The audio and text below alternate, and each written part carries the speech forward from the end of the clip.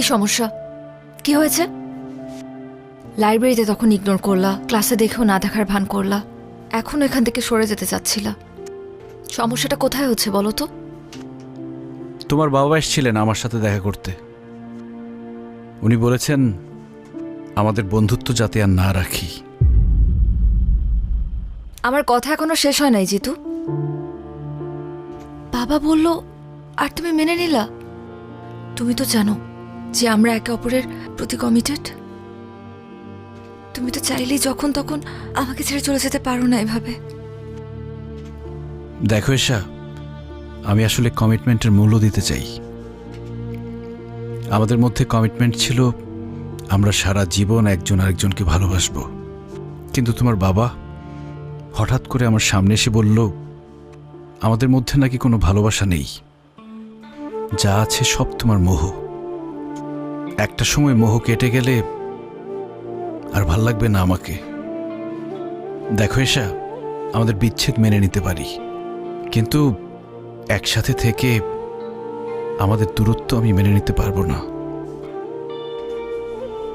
প্রত্যেকটা সন্তানের সাথে তাদের বাবা মার একটা অলিখিত কমিটমেন্ট থাকে, সেটা হচ্ছে বাবা মার জন্য যাতে তাদের সন্তান কখনো দুশ্চিন্তার কারণ না হয়।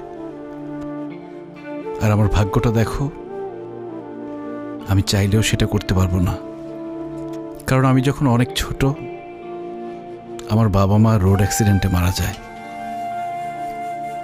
কখনো খেয়াল করে দেখেছ যে কেউ যে কোনো বিপদে পড়লে আমি কেন ছুটে চলে যাই?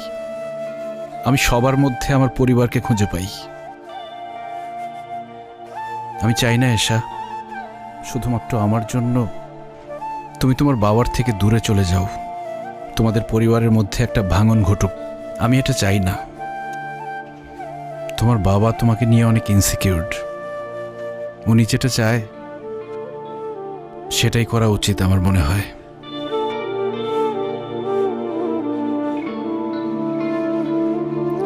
কাওয়ার্ড একটা।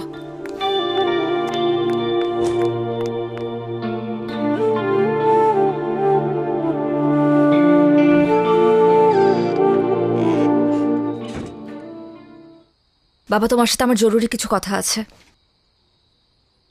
কলেজ থেকে ফিরতে সন্ধ্যা হইল কেন? কলেজ তো 5টায় ছুটি দিয়ে দেয়। কারণ আমি এতক্ষণ নদীর পাড়ে বসে ভীষণ কান্নাকাটি করেছি আর লাইফের সব থেকে গুরুত্বপূর্ণ ডিসিশনটা নিয়েছি বাবা। ফ্রেশ হ, খাওয়া দাওয়া কর, পরে কথা বলি। না বাবা, আমার এই মুহূর্তে তোমার সাথে কথা আছে এবং কথাটা অনেক ইম্পর্ট্যান্ট। তুমি জিতুকে কি বলছো বাবা? একজন বাবা হিসেবে যা বলা দরকার আমি তাই বলছি। না বাবা, তুমি এমন কোনো কথা বলতে পারো না যার জন্য আমার ভালোবাসার মানুষটা আমার থেকে দূরে সরে যেতে চায়, তাও শুধুমাত্র তোমার কথার সম্মান রাখার জন্য। দেখ মা, আমি তোকে কিন্তু কোনোদিন কোনো কাজে বাধা দেই নেই, কারণ খুব ছোটবেলায় তোর মা আমাদেরকে ছেড়ে চলে যায়। আমার বারবার ট্রান্সফারের জন্য আমি তোকে এক জায়গায় কখনো স্থির রাখতে পারি নাই। এসব না আমার মধ্যে একটা গিল্টি ফিলিং কাজ করে। তাই বলে একটা রং মানুষকে ভালোবাসবি আর আমি সেটা মেনে নেব, এটা তুই ভাবলি কি করে? জিতু তো রং মানুষ না বাবা, বরং তুমি তাকে রং ওয়েতে দেখছো। তুমি জানো জিতু আজ পর্যন্ত বিনা দোষে কারো গায়ে হাত তুলেনি। এমনকি কতগুলো পরিবার ওর জন্য খেতে পারে তুমি জানো?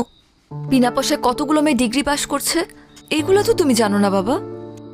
শুধুমাত্র আশেপাশে ঘটে যাওয়া কিছু ঘটনা আর মানুষদের থেকে শোনা কিছু কথা নিয়ে তুমি ডিসিশন নিয়ে নিলে যে জিতু একজন সন্ত্রাসী। তুমি জানোই না বাবা যে কত জনের চোখে জিতু আসলে একজন সুপার হিরো। Super hero? আচ্ছা, তোর সিদ্ধান্ত কি আমাকে বল। আমি কিন্তু জিতুর ব্যাপার নিয়ে তোর সাথে আর্গুমেন্টে যেতে চাই না। আমি চাই জিতুকে বিয়ে করতে, সেখানে তোমার মত থাকুক আর নাই থাকুক। আমি এক্ষুনি জিতুকে বলবো আমাকে এসে নিয়ে যেতে। তুমি চাইলে আমাদেরকে আটকানোর চেষ্টা করতে পারো বাবা।